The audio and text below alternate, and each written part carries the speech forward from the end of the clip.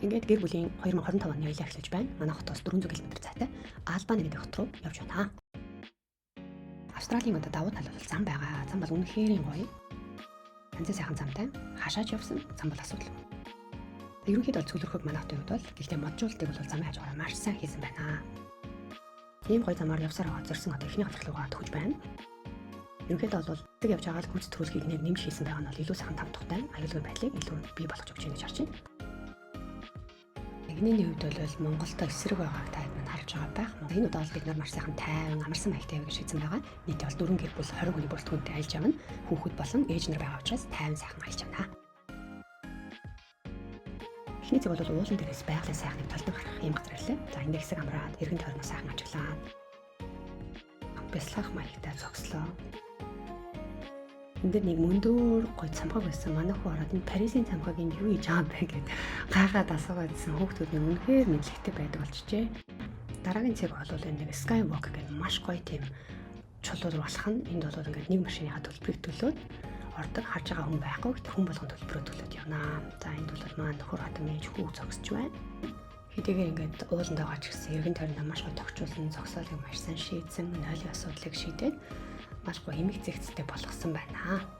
За гэд энэ хад руу бид нар бол дэшээ алхана гэсэн үг. Дэшег бол замаа ус харцангуй сайхан засчихсан байна. Манай хүү бол бараг биднээс илүү сайн явж байна. Нэг иймэрхүү дэшегээ шат байдлаар засчихсан чулуун замтай. Ерөнхийдөө өксүр маягийн юм зам байгаа. Дэшегээ тэгээд нэг өксүүлэн 2 км орчим байсан уу 2 км гарна байсан энэ замаар бүгдээрээ дэвшлээд нөгөө нэг том чулуун дээрээ очих гэсэн үг.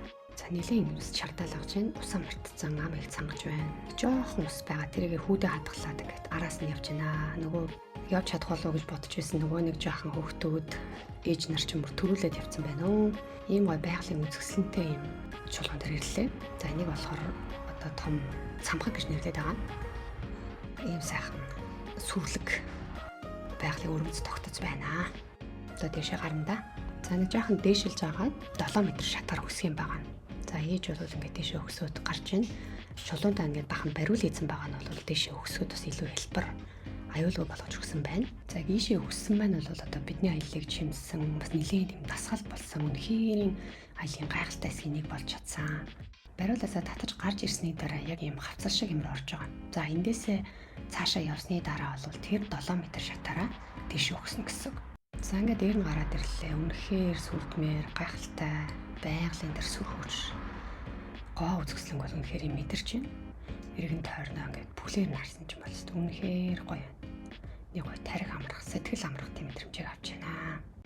За ээж бол тэнд явж байна. Цаашаага бүтэн явж чадаагүй гэсэн айгаад голоос нүрээд ирсэн байсан. Ер нь өндөр дээрээс жоохон эвгүй юм байна лээ. За нөгөө талдаа бол ингэж харагдаж байна. Үнэхээр үзэсгэлэн гоо энэ хатан дээр бол энэ шат гүүрийг бол үнэхээр гоё ээжээ. Том охины хүсэл дээр бид хоёр Титаник хийж үзсэн. Аав ээж хоёр Титаник хийлдээ тэнд очиод гэн. Тэгээд яг заарынхаа дагуу хийж үзчихэд зогсож байна.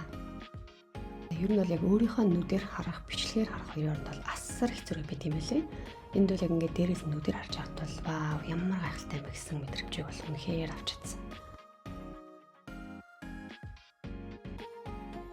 За нэг сайхан хямрал сэргээгээд хамгийн сүүлийн семестрийн хичээлээс тэр хүчтэй давнаа гэж зогсож байна.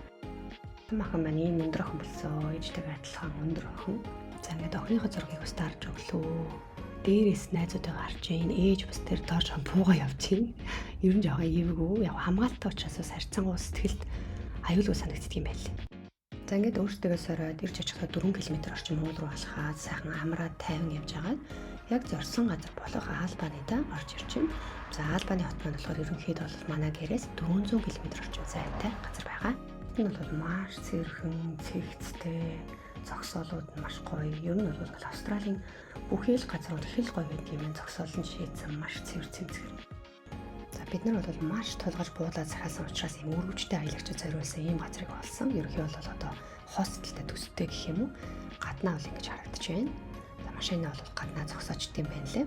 Машины зогсоолонд дүүрсэн бол гаднаа бол машинаа бас тавьж болж байсан. За энэ манай охин хүүхд явж байна. Ийм галтайгоотой энд болохоор өөртөө хоол ундаа хийгээд идэж болдог. Ойр зүрийн хоолны хамтлагч нь байж идэг. За нэг иймэрхүү нэг амрах тоглох тийм томоо өрөөдөө энд болохоор бүгдээ хоол ундаа идэн амарч тоглоно, шатаа бас тоглож болно.